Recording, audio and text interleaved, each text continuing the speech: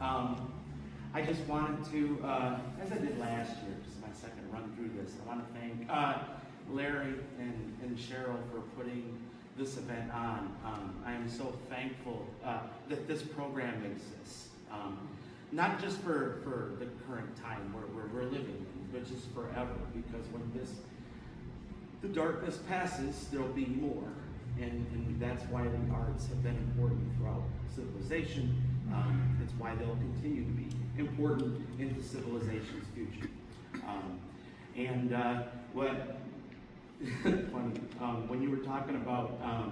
my message to you about recording, and this comment about protocols, and and my response was that, oh, I'm glad we don't have protocols for this, because quite frankly, I don't think any protocols or walls or restraints or anything of the nature could contain all of the wonderful words and inspiration that all of us are putting out today. It's awesome. I'm happy to be here with all of you, and happy to read this poem for everybody. Art is inspiration, and it's actually art that inspired this piece. My all-time favorite record is Bruce Springsteen's Nebraska. One of the parts of the Nebraska lore, because it's essentially, if you don't know, it's a collection of acoustic demos that he recorded, Springsteen, in a cabin with minimal technology, even for the time in 1982. But he took those songs and to his band, and they were originally going to release Nebraska as an electric record. They shelved it for good reasons, because the polished product, that's kind of a funny word to use to describe Nebraska, was a masterpiece. But still, fans had been for decades wondering, where are these electric takes on these songs? And Springsteen apparently was going through the vault at some point last year, and he found them, and we got the box set, the Nebraska box set, live takes, a remastered album,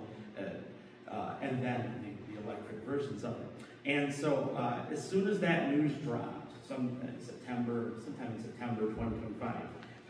I set out to write this poem, and there are lots of Easter eggs in here. However, I don't think you have to have heard the record to appreciate it for what it is, even if you don't recognize the references. The title of this poem is Thoughts When the News Dropped, that after 43 years of waiting, we finally get to hear Springsteen's Electric Nebraska. It's hard to be proud to be born in the USA when you finally realize that barely surviving the American reality is more commonplace than living the American dream. The day when you lose your job, and then you're home, and you know that there is no escape, not even the bottle, because it'd bring a rage out of you like it did to your friend Ralph, who shot that guy at a gas station in a drunken stupor and completely out of character. A moral code that was broken the day the auto plant shut down, like any hope he had for a white picket fence future.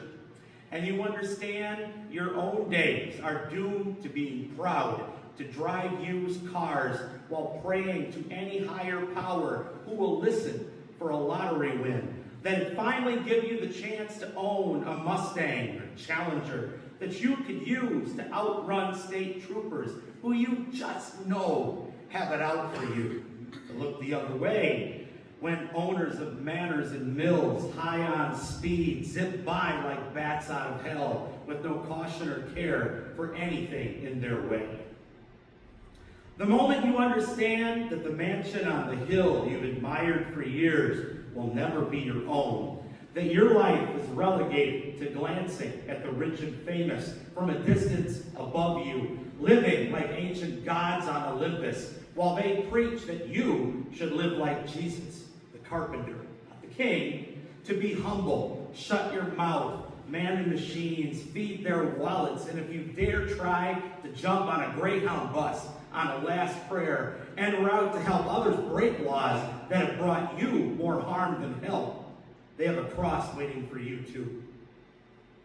The guilt your neighbor feels because he survived a war overseas, fighting for a nation that now only remembers his name when taxes are due, while his cousin, another vet who lived through his tour of duty, lost the battle at home the night he lost his mind,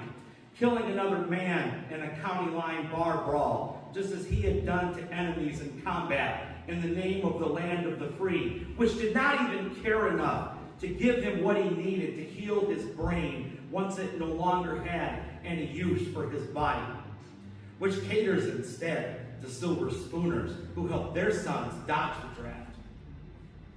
The second your brother knows that all of the time he spent in church, all of those long-distance calls to gospel radio station preachers in search of salvation, all the days he spent driving trucks mile after mile, doing a job that kept his bosses wealthy and his wife waiting at home, all the prayers that one day he could keep his promise to her, that he'd be able to settle down soon and be the present father their kids needed, were all for nothing.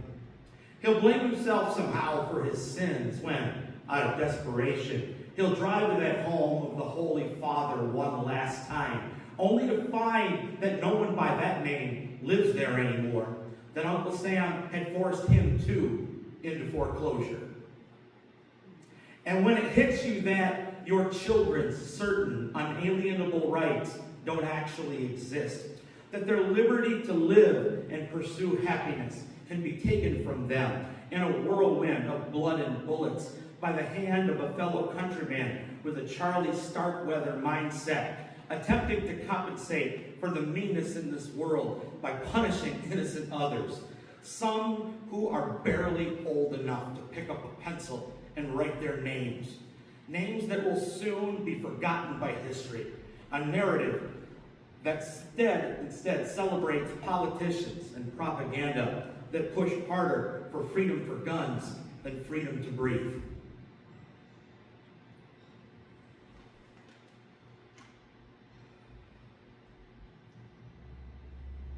But then you feel the breath in your lungs and your heartbeat under your shirt. It might be the only power you have, but damn it, you're alive, and by God, you're an American. It's in the blood that flows through your veins, but quitting isn't.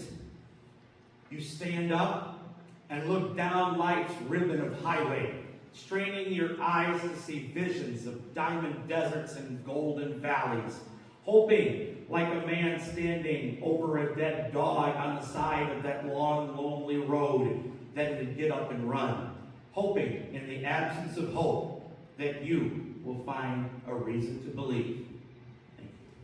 Thank you.